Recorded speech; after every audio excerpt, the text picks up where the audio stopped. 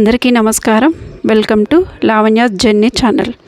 వేడివేడి అన్నంలో కొంచెం నెయ్యి వేసుకొని కొత్తిమీర పచ్చడి వేసుకొని తింటూ ఉంటానండి, సూపర్గా ఉంటుంది. ఇది ఎలా చేయాలో ఇప్పుడు చెప్తాను.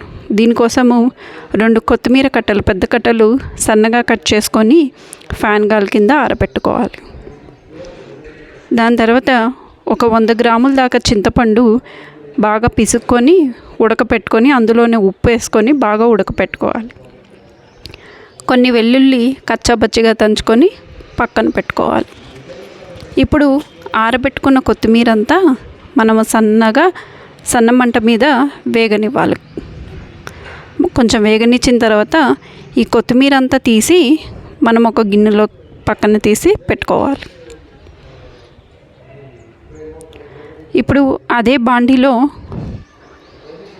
కొంచెం నూనె పోసుకొని తాలింపు గింజలు వేసుకోవాలి. ఆవాలు, జీలకర్ర, మినపప్పు, శనగపప్పు, ఎండుమిరపకాయలు, ఇందాక కచ్చాపచ్చ దంచి పెట్టుకున్న వెల్లుల్లి, కరివేపాకు, ఇవన్నీ మనము వీటిలో వేసుకొని నూనెలో వేసుకొని మెల్లగా ఎర్రగా అయ్యేటట్టుగా వేగనిచ్చి ఇది నూనె చల్లారేదాకా పక్కన పెట్టుకోవాలండి. వేడి మీద మనము పచ్చడిలో వేయకూడదు. ఇప్పుడు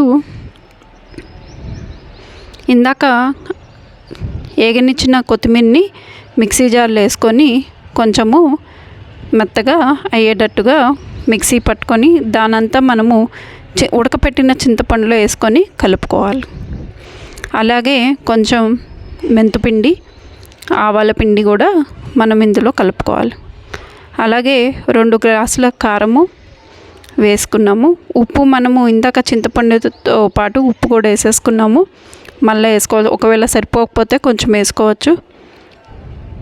చల్లార్చుకున్న తాలింపు గింజలంతా ఇందులో వేసుకొని బాగా కలపెట్టుకుంటే ఈ పచ్చడి మనము 2 నెలల దాకా మనము స్టోర్ చేసుకోవచ్చు.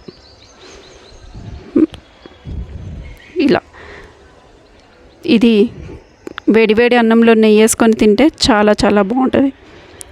ఇలాంటివన్నీ మీకు ఇంకా కావాలి అంటే నా ఛానల్ని సబ్స్క్రైబ్ చేసుకోండి. Thanks for watching.